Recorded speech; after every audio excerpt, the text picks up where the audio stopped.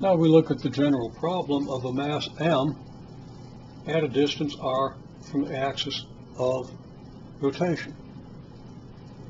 Okay, moving with angular velocity omega, we want to find its kinetic energy.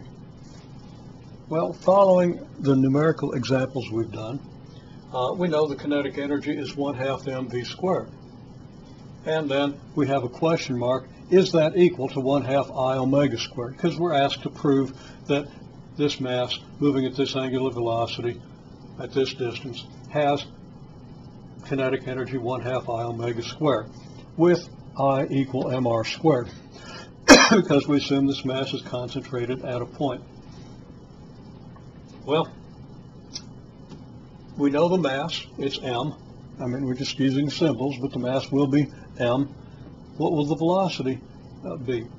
Well, if the angular velocity is omega, then the velocity is the number of radians per second times the radius, because each radian along the arc corresponds to distance equal to the radius. Well, that means if we multiply the number of radians times the radius, we get the distance divided by the number of seconds. And that's going to give us velocity. So, number of radians per second is omega, the radius is r, it's omega times r. Or, as it's probably more commonly written, r omega, but of course it doesn't matter in which order you do the multiplication, so it really doesn't matter in which order these symbols are presented.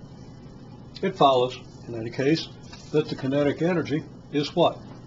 1/2 the mass times the velocity squared, but the velocity is r omega, so we square r omega.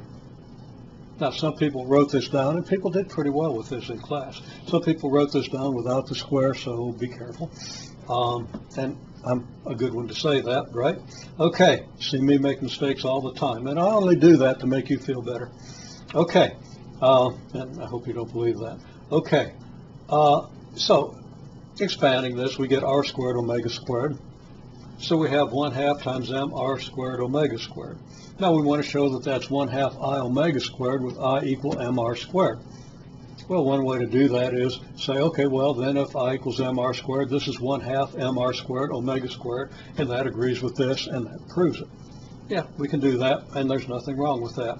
I choose to do it this way, to express 1/2 mr squared omega squared as 1/2 the quantity mr squared times omega squared, and then explicitly we see that mr squared is I, so this is 1/2 I omega squared. One way or another, we've proven that a mass m concentrated at a point at a distance r from the axis of rotation and rotating with an angular velocity omega, and radians per second is the best unit. Could be degrees per second, could be revolutions per second, but if it was, we would have a more complicated expression down here. We'd have to have a 2 pi or a 1/2 pi or times 360 or something like that, and you don't want that. Radians allows us to have the simplest possible form of the expression with no conversion factors involved.